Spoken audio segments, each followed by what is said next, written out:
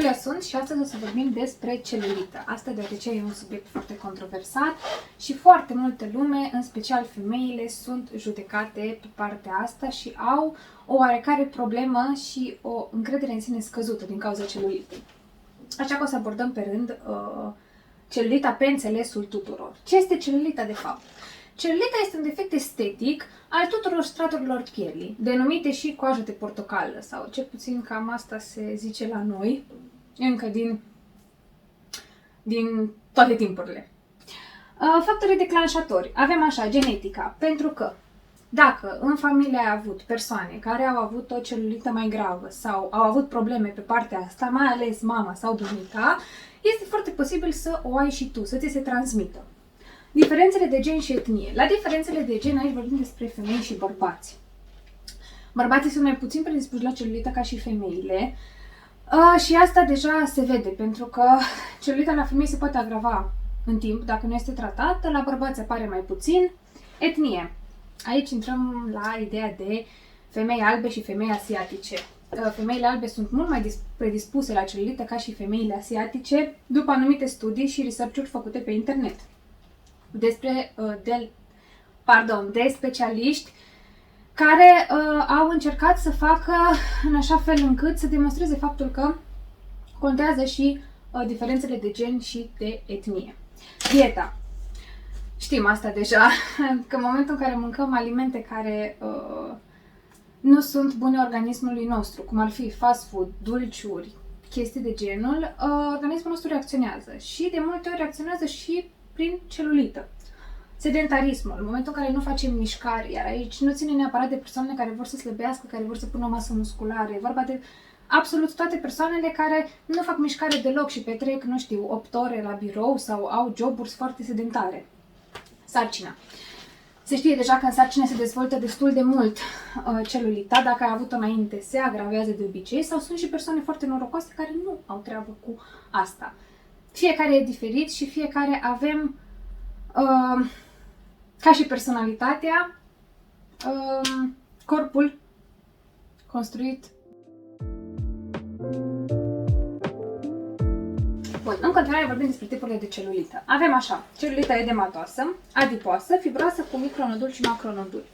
Celulita edematoasă, excesul de apă în țesut, se buretează, se și simte de fapt la atingere, apare cel mai des la tratamente hormonale în exces și femeile care au o circulație proastă.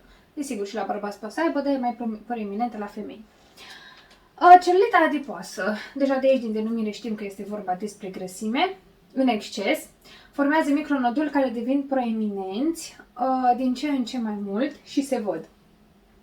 Celulita fibroasă, cu micronoduli. Colagenul devine mai rigid, se răspunde tot mai greu la tratamente, mai ales dacă trece timpul și nu este depistată încă de dinainte în faza inițială.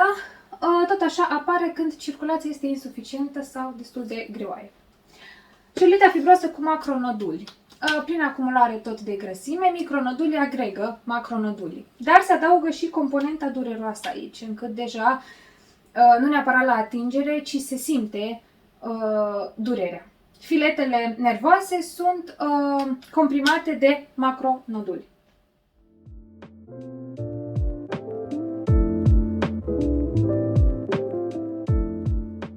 Și partea de astăzi o să încheiem cu tratamente. Avem așa, tratament cosmetologic, prin terapie topică de congestionare fizică.